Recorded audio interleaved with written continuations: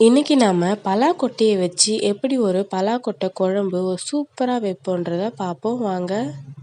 அதுக்கு நாம முதல்ல பண்ண போகிறது பலாக்கொட்டையை நாம சுடு தண்ணியில் வேக வச்சுப்போம். அதுக்கப்புறம் கடாயில் கொஞ்சமாக எண்ணெய் ஊற்றி கடுகு போட்டு வெந்தயம் போட்டு பூண்டு நசுக்கி போடணும். அதெல்லாம் கொஞ்சம் வதங்கியதும் கருவேப்பிலை கொஞ்சமாக சேர்த்து சின்ன வெங்காயம் உரித்து வச்சுக்கோங்க. அதுதான் ரொம்ப டேஸ்ட்டாக இருக்கும். அதையும் போட்டு நல்லா வதக்கிடணும். நல்லா வதங்கினதும் வேக வச்ச பலாக்கொட்டையை தோல் உரித்து கட் பண்ணி அது கூடவே சேர்த்துக்கணும். நான் ஏன் அதில் தக்காளி சேர்க்கலைன்னா, நான் புளி கூடயே தக்காளியை நல்லா கரைச்சிக்கினேன். புளி கூடயே தக்காளியை கரைச்சிக்கின்னு அது கூடயே மிளகாத்தூள் மஞ்சாத்தூள் எல்லாத்தையும் சேர்த்துட்டேன். அந்த மாதிரி செஞ்சால் ரொம்பவும் டேஸ்ட்டாக இருக்கும். இப்போ நாம் பலாக்கொட்டை வதங்கினதும் புளி தண்ணியும் அது கூட சேர்த்துப்போம்.